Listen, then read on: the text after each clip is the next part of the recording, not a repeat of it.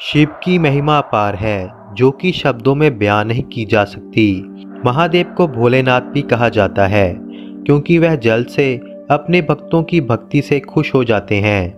हमें भी अपनी इच्छाओं के लिए महादेव के मंदिर स्थान तक पहुंचना होता है, लेकिन अगर आपको यह कहा जाए कि महादेव खुद चलकर किसी की इच्छा पूर्ण करने के लिए आए तो कुछ लोग विश्वास नहीं करेंगे, लेकिन ऐसा सत्य में हुआ है। जब पूरे का पूरा महादेव का मंदिर ही चलकर भक्त के पास जा पहुंचा और इसे देखकर लोग सुन पड़ गए। यह बात काफी साल पुरानी है, जब लोग कच्चे मिट्टी के घरों में रहते थे। यह बात गुजरात के गांव की है। यहाँ पर श्याम मधुर का परिवार रहता था। श्याम मधुर एक व्यापारी थे और गांव में सबसे अमीर आदमी थे। यहाँ सारा गांव मिट्टी के कच्चे घरों में रहता था।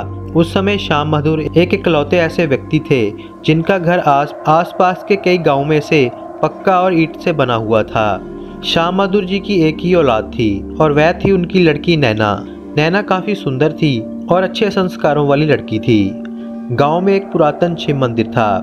कहा जाता है कि मंदिर में मौजूद जो शिव की मूर्ति थी वह काफी पुरानी थी और एक चमत्कारी प्रतिमा थी। आसपास के इलाके की श्रद्धा इस मंदिर में थी।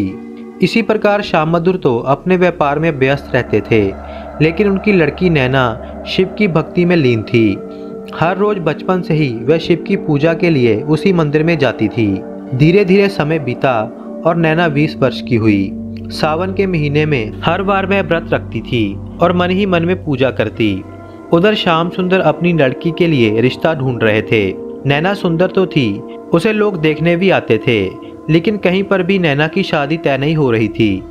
कहते थे कि उसकी कुंडली में कोई ऐसा दोष था जिसके कारण उसकी शादी नहीं हो रही थी। श्याम मधुर परेशान रहने लगे, लेकिन नैना शिव की आराधना में लीन सब कुछ भूल चुकी थी। अब नैना 25 वर्षों की हो चुकी थी, लेकिन उसकी शादी नहीं हुई। अब तो लोग भी तरह तरह की बातें बना रहे थे, क्योंकि पुराने जमाने में छोटी उम्र में ही शादी कर दी जाती थी। लेकिन 25 वर्षों की होने के बावजूद भी नैना की शादी नहीं हो रही थी।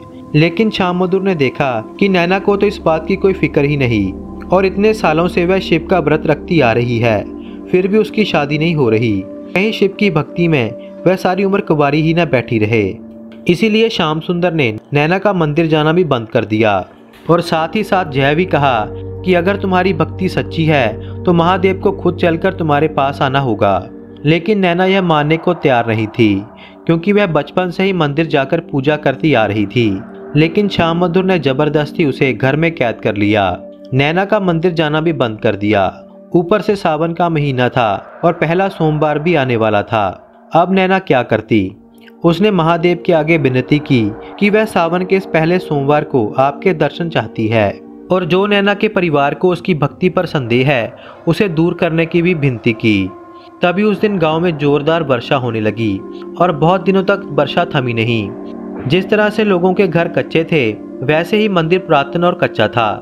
धीरे धीरे कर पानी मंदिर में घुसने लगा। मंदिर की मूर्ति अति दुर्लभ और कीमती थी।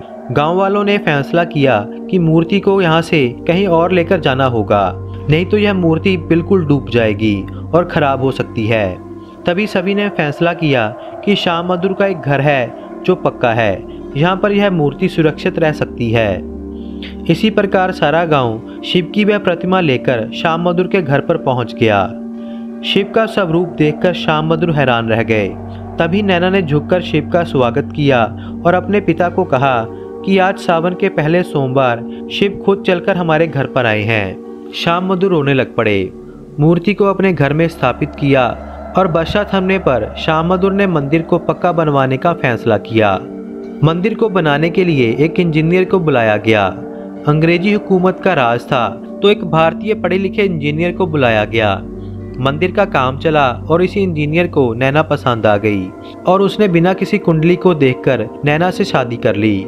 आज नैना का वंश अमेरिका में सेटल है और उनका अमेरिका में काफ़ी बड़ा बिजनेस भी है। हर हर महादेव।